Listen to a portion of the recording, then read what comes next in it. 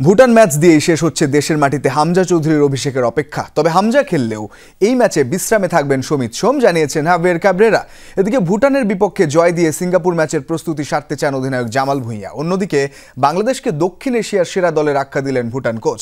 আর জাতীয় স্টেডিয়ামে ম্যাচ শুরু হবে সন্ধ্যা 7টায়। আজকে যেটা আমি প্রথমে দেখছি এত জার্নালিস্ট, তো আমার খুব ভালো লাগছে।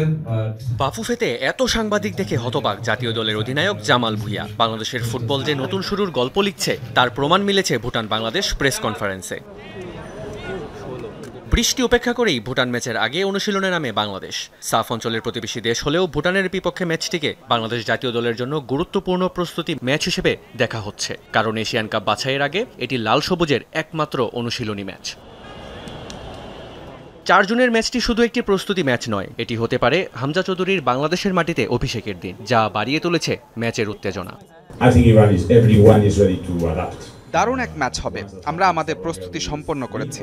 ম্যাচটিকে আমরা আমাদের প্রস্তুতি হিসেবেই দেখছি। ভুটান ম্যাচে খেলবেন হামজা চৌধুরী। প্রস্তুতি ম্যাচের আগে সে আমাদের সাথে 2 সেশন অনুশীলন করেছে। ফাহমিদুলকে মাঠে দেখা যেতে পারে অল্প কিছুক্ষণের জন্য।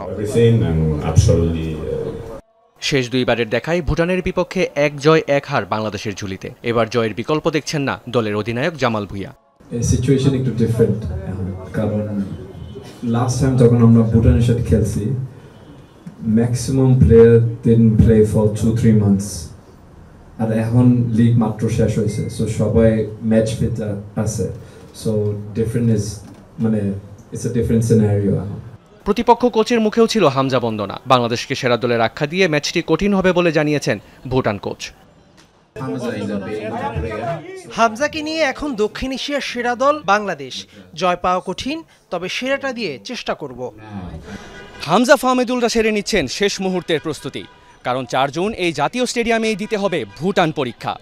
আবার এই ম্যাচ দিয়েই ফুটবলারদের পরখ করে নিতে চান হাভিয়ার ক্যাব্রেরা, কারণ 10 জুন সিঙ্গাপুরের বিপক্ষে রয়েছে এশিয়ান কাপ বাছাই ম্যাচ।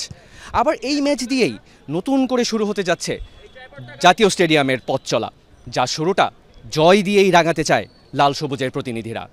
মেহেদি রিয়ান, যমুনা স্পোর্টস, জাতীয় স্টেডিয়াম, ঢাকা।